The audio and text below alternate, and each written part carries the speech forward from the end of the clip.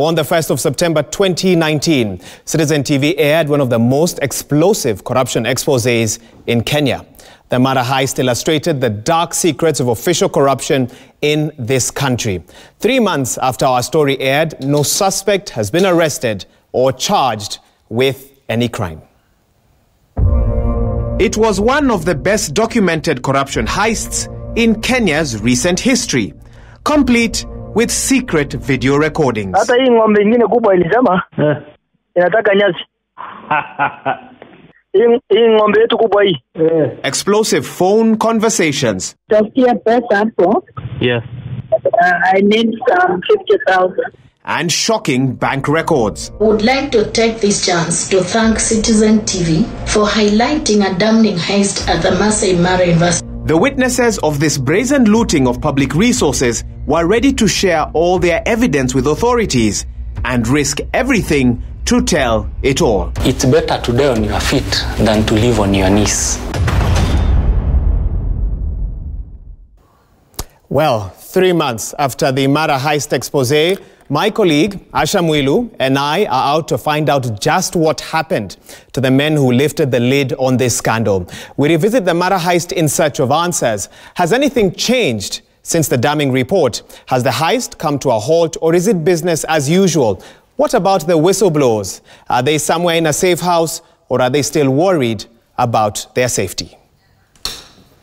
Spencer Sankale Ololchike was the key whistleblower in the Masai Mara heist.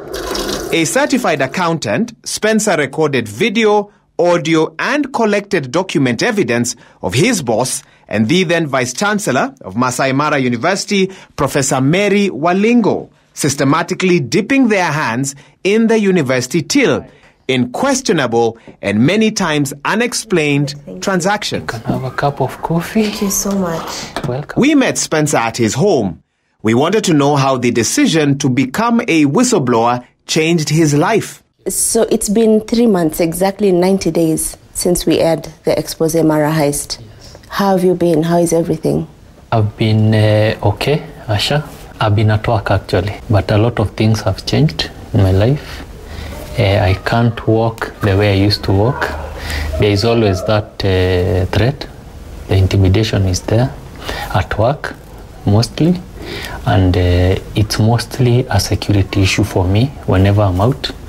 And maybe the other thing is I walk in the malls and most of the people actually recognize me. They call me by my name. Yeah, mostly Spencer, mostly Mara Heist. So it's a whole new thing. Yeah? But I've learned to live with it. And for me, it was not for fame. It was not for anything, but it was for the conviction I had to make sure that the institution that I work for is corruption-free. When we first met Spencer and his colleagues from the university, all 4 men applied for witness protection from the state. One of the men had wanted his identity protected for safety purposes. In our story, we named him John. My name is Wilberforce Kipruta Serem. I'm the acting Deputy Finance Officer, Masai Mara University. During the Mara Heist, I was codenamed John. How come now you're revealing your identity? I'm revealing my identity because everybody knows me in the university that I was codenamed John, so I don't see the reason why I should continue hiding my identity. Even though the whistleblowers applied for witness protection from the state, today they tell us they do not feel safe. We did apply, but so far nothing has been done by the Witness Protection Agency. We have not received any kind of any sort of protection from the government or from the Witness Protection Agency. I feel a bit insecure because every time I leave my job in the evening, going to the house, I feel like I'm being followed. I feel that I can be, attacked, anytime. I feel unsafe because whatever it is that we aired, it's not only the individuals that we saw on the TV that were involved. It's a whole cartel. The intimidation at work is there. You can feel it. My immediate boss just got suspended. And I know they are working there to eliminate first the boss so that they come for us.